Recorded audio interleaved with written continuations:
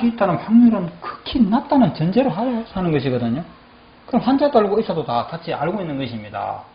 그래서 치료가 제대로 만족스럽게 되지 못했다 하더라도 이걸 가지고 논란을 삼는 사람은 없고, 단지 결정적인 실수에 의한 의료사고는 면허증이 있든 없든 그거는 책임지는 것은 마찬가지죠. 그래서 무면허 의술인도 면허 있는 의술인과 똑같이 책임질 분은 똑같이 책임져야 되는 것이고, 그렇죠. 무면허라는 이유로 책임질 이유는 아무것도 없다는 것이죠. 이런 말씀을 드릴 수가 있는 것이고. 자, 그러면 이렇게 보겠습니다. 이 두 사람의 행위가 만족스러운 결과가 나오지 못했을 때 누가 피해를 입느냐 했을 때, 환자도 자신은 처음부터 그런 거는 다 알고 있기 때문에 피해라고 생각하지 않고 좀 아쉬울 뿐이지, 시술사도 마찬가지입니다. 좋은 결과가 나오지 못했을 때는 스스로도 안타깝고, 자, 다 좋은데 제3자가 피해 보느냐 이걸 따지자는 것인데, 이런 이의를 제기해요. 환자의 가족의 마음을 아프게 하지 않느냐. 즉 가족이 피해자라는 것이죠. 가족이. 그래서 이거는 죄가 성립된다고 이런다 이 말입니다. 그 참 들어보니까 일리가 있는 말이죠. 자, 그렇다면 면허증 있는 의사도 마찬가지죠. 병원이든 어디든. 치료를 실패하면 가족이 피해주는 것은 마찬가지입니다. 똑같잖아요. 가족이 아버님 수술하지 마라 그러는데 그 병원에 시켜 수술해가지고 오히려 일찍 돌아가셨다. 의료사고도 발생하고 만족스럽지 못한 결과는 얼마든지 오잖아요. 그 가족들이 안타까운 마음 이루 말할 수 없는 겁니다. 심지어는 의사를 찾아가서 항의도 하고 의사를 고발하기도 하고 의사를 정하고 미워하는 그런 마음이야. 이루 말할 수 없죠. 가족이 피해보는 거 맞습니다. 그러나 그것이 현행법으로 피해로 인정되는 거 아닙니다. 그건 피해라고 인정 못하죠. 치료되지 못해서 가족의 마음이 안타깝다. 이거는 피해로 보지 않습니다. 맞잖아. 제가 김선명 피해를 안 해도 되겠죠. 두 사람은 당사자의 합의에 의해서 두 사람 사이에 이루어진 일 가지고는 가족이 거기에 개입할 수 없는 겁니다. 틀린 말입니까? 치료행위 이외에도 그렇죠. 뭐 부동산 거래 문제도 그렇고 다 그렇잖아요. 자, 또 이렇게 제의하는 사람도 있어요. 피해자가 있어요. 두 사람의 행위로 인하여 진짜 피해보는 사람이 딱 있습니다. 그게 뭐냐 하니까 기득권자. 기득권자가 누굽니까? 의사, 한의사, 약사도 포함될지 모르겠네요. 제약회사. 그렇죠? 우리 민간 의술인들이 정말 실력을 발휘해가지고 많은 환자를 보살피게 되면 상대적으로 일반 그 한의사, 의사, 약사들이 사실상 상업적으로 좀 이렇게 피해를 보는 것은 사실입니다. 그리고 기득권자가 피해를 입으니까 이분들에게 피해를 준다는 것이죠. 이게 들어보니까 맞는 말 같아요. 그러나 잘 생각해 보십시오. 이분들을 우리가 기득권자라고 하는데 기득권자가 누구입니까? 우리 원시 시대부터 병 잘 고치는 사람, 잘 고치든 못 고치든 병 고칠 의사가 있는 사람, 그런 일을 하고 싶어하는 사람, 사람이 사람의 병을 고치고 사는 것이 우리 원래 누굽니까? 조선시대에 동의보감에 나오는 허준 이런 분들, 국가의 면허증 가지고 출발한 거 아니거든요. 원래 이 나라의 의료법으로서 무면허는 불법이다 이렇게 하기 이전에 그런 법이 없던 시절에 우리 전통의술을 했던 사람, 한방의술, 그렇죠. 민족의 고유한 의술을 종사했던 수많은 사람들이 오히려 피해자잖아요. 이승만 정부 때 서양의학이 우리나라에 오면서 상업적으로 상술을 가지고 오면서 그런 법을 만들 때 벌써 기득권자들이 피해를 본 겁니다. 누가 기득권자입니까? 서양의학을 하는 사람이 기득권자가 아니고 그 당시 민간의술을 하는 사람들, 허준이 같은 사람들, 이런 분들이 기득권자 아닙니까? 수천 년의 역사가 이런 분들에 의해서 의료 어떤 그 모든 게 이루어져 왔는데 뒤늦게 서양의학을 공부한 사람들이 이런 사람들을 밀어내고, 즉 굴론돌이 박힌돌을 뺀다는 속담처럼 누가 기득권자입니까? 서양의술을 하는 이런 사람들이 기득권자 아니잖아요. 그리고 기득권이라는 용어를 쓰지 않더라도 그렇습니다. 누가 기득권자다 이런 걸 떠나서 여기에 길거리에 식당 하나 있습니다. 이 식당에 영업을 잘하고 있어요. 이 집은 라면집이라고 하겠습니다. 짜장면집이라 할까? 좋습니다. 라면집을 하고 있는데 장사가 잘 되고 있는데 바로 옆에 짜장면집이 들어섰어요. 그러니까 이쪽으로 올려둔 손님이 이쪽으로 간다 이 말입니다. 그러면 이 라면 가게 주인이 나의 기득권을 뺏겠다 하고 이 짜장면 이 개업을 한 사람을 범죄자라고 할 수 있어요? 고발할 수 있습니까? 그래서 기득권 이거는 원할 이유가 없는 거죠. 기득권을 구태에 따진다면 의사들이야말로 기득권자가 아니고 굴러온 돌이잖아요. 그렇죠. 예. 그래서 그 어떠한 방향으로 따져보더라도 국가에서 면허증을 받지 않았다는 이유로 그것이 범죄가 성립될 이유는 근거가 전혀 없는 것이죠. 의사의 면허증은 의사들끼리 자기들끼리 실력을 인정하고 문제를 출제해서 채점을 해가지고 당신은 의사에 합격해서 불합격해서 하는 것처럼 우리도 그렇죠. 자연재해요법을 먼저 터득하신 분들이 그 다음에 터득하시는 하는 분들에 대해서 합격 불합격을 판단하는 것과 똑같은 것입니다. 보건복지부 장관, 대통령하고는 아무 관계없는 이야기잖아요. 그렇죠. 네. 그렇게 보신다면 문면허 의술인이 절대 그 자체가 문매라는 이유로 시술행위가 범죄가 성립되지 않는다는 것을 여러분 그렇게 이해를 해주시기 바라겠습니다. 자, 그렇습니다. 우리가 이론상으로 문면허 행위가 그 누구에도 피해를 주지 않기 때문에 법적으로는 무죄하는 것이 명백히 우리가 입증할 수 있는 겁니다. 그러나 이것은 아직까지는 우리들만의 주장이지 모든 국민들에게 이것을 알게 하려면 더 많은 시간이 필요할 것이고 또 시간이 지난다 하더라도 알리지 못할 수도 있다는 거 여러분도 짐작하시겠죠. 우리는 노력을 해볼 것입니다. 국민의 여론을 60% 이상, 70% 이상 우리가 같은 생각이 되게 한다면 법은 쉽게 바뀔 수가 있는데 그건 법이 바뀌었을 때 할 이야기고 지금은 법이 바뀐다는 아직까지는 아무런 그런 희망도 없고 그런 것을 기대하기 어렵습니다.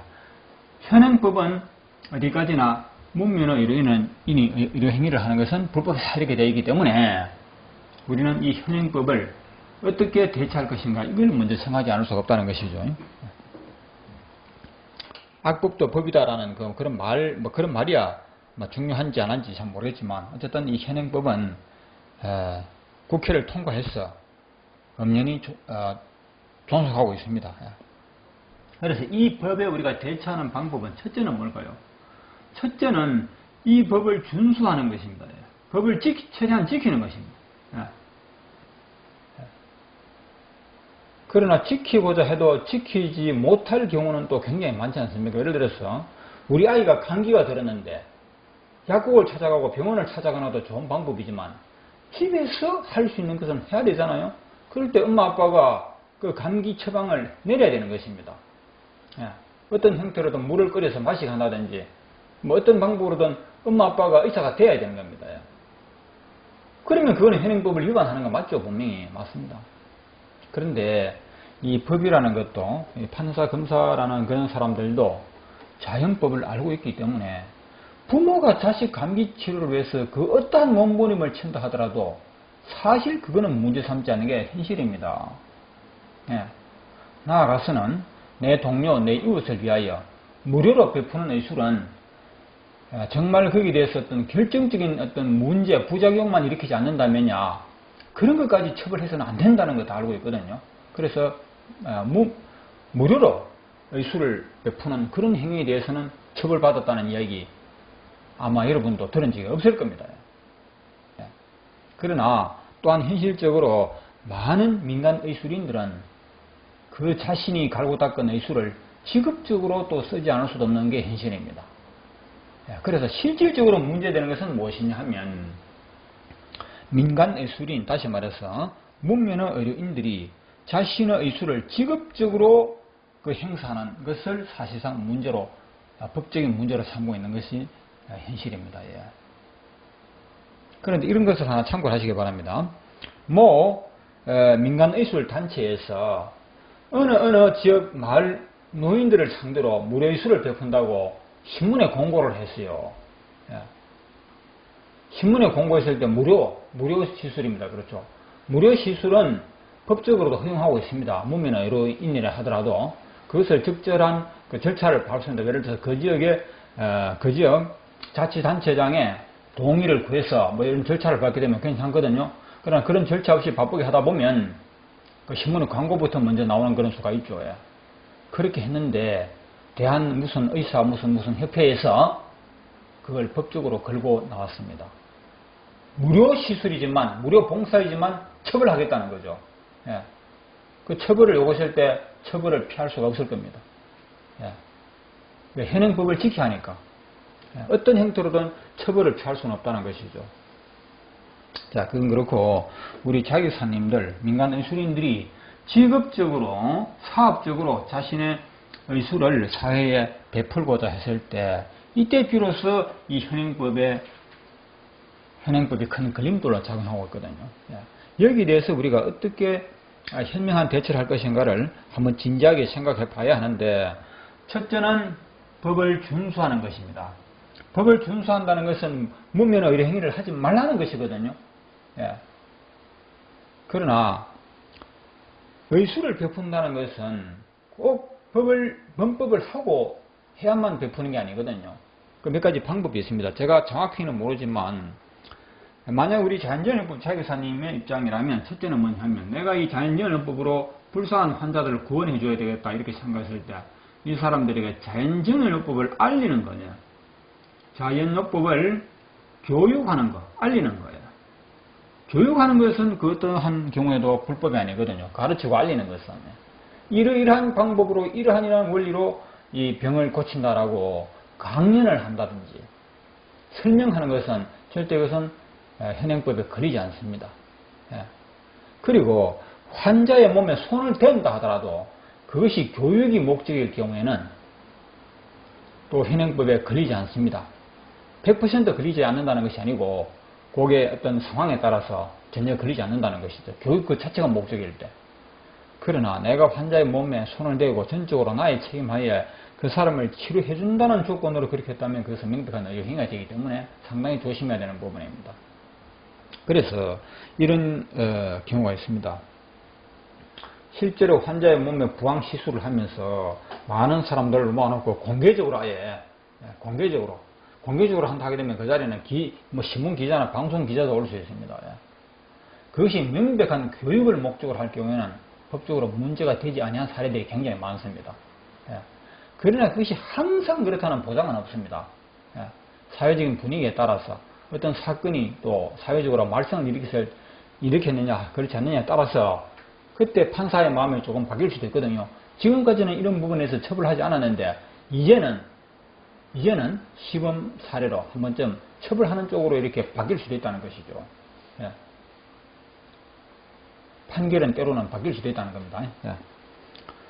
그래서 순수한 교육이 목적일 때는 그것은 시술 치료 행위가 아니기 때문에 교육이 목적이기 때문에 환자의 몸에 시술을 한다 하더라도 그것이 처벌의 대상이 아닐 수가 있다는 것이죠. 그래서 이제 우리 자기사님 여러분이 의술을 가지고 있고 이것을 남에게 전파하고 알리고 베풀고자 할 때 꼭 그 사람에게 내가 당신의 병을 고쳐줄 테니까 전적으로 나에게 맡기라 이렇게 하는 방법보다는 당신도 배워서 스스로 치료할 수 있는 그런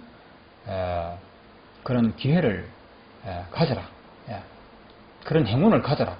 이렇게 해서 가르쳐주고 거기에 대해서 교육비로 받는 게 이거는 괜찮거든요. 그렇게 한다면 원래 목적을 달성하고 그렇죠. 이 환자를 도와줘야 되겠다 하는 그런 목적을 이룸과 동시에 또 나도 사업적으로 돈도 벌 수 있다는 그런 이론이죠. 실질적으로 우리 자기사님, 연수원장님들이 그렇게 하시는 분들이 대부분입니다.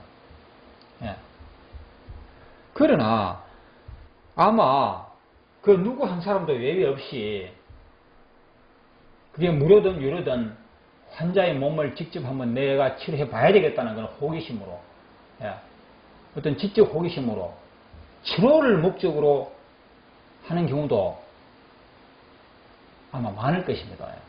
유료든 무료든. 또 무료라고 했지만 그 환자는 고맙다고 어떤 형태로 그 사례를 할 때 법적으로 사실 우리로서는 무엇을 어떻게 판단해야 할지 애매한 부분이 많은 것입니다. 어쨌든 현행법을 준수하는 방향으로 하되 또 우리가 동시에 우리의 목적을 거둘 수 있는 그런 방법을 우리는 선택을 해야 되는데 그것이 바로 교육하는 방법, 시술을 하더라도 그 시술 그 자체가 교육을 목적으로 할 때 그것이 가능하다는 것이거든요. 자, 그럼 이렇게 할 수 있습니다. 교육이다 아니다 하는 것은 무엇이 결정하느냐 하면요. 이게 무슨 그 교육인지 아닌지 그 시술하는 그 장면 그것만 가지고는 알 수가 없죠. 그래서 이런 것을 교육이라는 사실을 환자가 인식을 하는 것이 중요합니다. 첫째. 환자가 확실히 나는 이분한테 치료받는 것이 아니고 배우는 것이다. 실습이 자체가 배우는 것을 목적으로 한다는 것을 근거를 남겨둬야 할 필요가 있는 것입니다. 그래서 나를 찾아오는 손님, 나의 연수원을 찾아오는 손님에게는 회원 가입, 그렇죠. 회원 가입 신청서 같은 것을 하나 만들어 두면 좋겠죠. 예를 들어서. 그러면 여기 어떤 내용이 나오느냐 하면, 이렇게 해서, 교육을 받겠습니다. 교육을 받겠습니다. 뭐 이런 문구가 들어가도록, 이런, 신청서에다가 가입자 누구누구에게 도장을 받고 말이죠. 뭐 이런 게 있습니다. 이렇게 하면, 이후에 발생하는 이 손님과 이 환자와의 모든 일은 교육이 목적이 된다는 것이죠. 그럼 환자도 항상 나는 이 자기사님한테 치료받는 것이 아니고 배운다. 실습도 배우고 이론도 배운다. 그렇죠. 이 교과 과목에는 실습과 이론이라는 이런 말이 들어가지 않습니까? 실습과 이론을 모두 배운다는 조건으로 만났기 때문에 그 이후에 발생하는 특별한 새로운 계약이 없는 이상은 교육을 목적으로 한다. 이렇게 되는 것입니다. 이렇게 해서 많은 민간요법사들이 법을 준수하는 그런 길을 지켜온 게 사실입니다. 겉보기에는 불법 의료 행위하는 것 같지만 막상 안에 내부를 조사해보면 불법 의료 행위 아닌 교육이라는 것이고요. 그래서 아예 단속을 아예 포기해버립니다. 조사해봤자 교육이기 때문에. 자, 이렇게 되어버리면 여기에 가입한 환자들 자신도 나는 교육을 받는다고 생각하지 치료받는다는 그런 생각을 할 수가 없어요. 치료받는다는 생각을 해버리면 그 결과에 대해서 환자로서 그렇죠. 내가 치료받았는데 돈만 날렸단 말이지. 저 사람을 의사라고 믿고 치료술이 뛰어난 사람으로 믿고 몸을 맡겼는데 결과가 좋지 않다 이랬을 때는 쏘갔다는 생각을 하잖아요. 그러나 처음부터 교육이 목적이라는 것을 명시를 하고 환자 자신도 그걸 그렇게 인식을 하고 있다면 치료의 결과에 대해서는 전혀 문제 삼을 수 없다는 것입니다. 환자들은 다 양심간들 아닙니까? 그렇죠. 환자도 사람이고 다 양심간들이라 이 말입니다. 그 중에는 나쁜 사람이 없어요. 그렇게 생각해서 첫째 이 법을 준수하는 방법이 무엇인가? 법에서 가장 나쁘게 보는 것은 무엇이냐 하면 의사도 아니면서 내가 당신의 병을 고쳐주겠노라고 치료를 약속하는 것입니다. 치료를 호언장담하는 것입니다. 그렇게 하여 환자로부터 어떤 부당한 희망을, 과다한 희망을 걸게 하고 또 거기다가 돈까지 쓰게 해놓고 말이죠.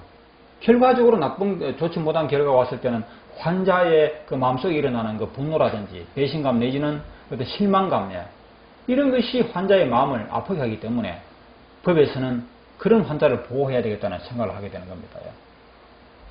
그래서 억울하다는 환자가 발생했을 때 법은 가만히 있을 수가 없잖아요. 그래서 억울하다는 사람이 나오지 않도록 하기 위해서는 처음부터 교육을 목적으로 한다면 그런 사람이 나올 수가 없죠. 이런 점을 우리가 잘 생각을 꼭 해두셔야 한다는 것입니다. 저는 하나 참고 삼으로 하나 이렇게 말씀드렸지만 나머지 부분은 여러분이 다각적으로 응용하실 수가 있다고 저는 생각을 하거든요. 그리고 이렇습니다. 옛날이나 지금이나 그렇죠. 동양이든 서양이든 옛날, 지금 그렇죠. 현실. 이 사람의 마음은 거의 차이가 없습니다. 사람의 인성의 본질, 인간성은 비슷하다고 봐야 되는 겁니다. 다시 말해서 법이 없던 그 시절이나 의료법이 있던 지금이나 큰 차이가 없다는 것이죠. 어쨌든 인간이 존속하는 동안은 자연법의 지배를 받는 것이거든요. 그래서 허준의 시대인들, 지금인들 어떤 것을 우리가 알 수 있느냐 하면 병 잘 고치고 진실로 환자에게 도움을 주는 사람은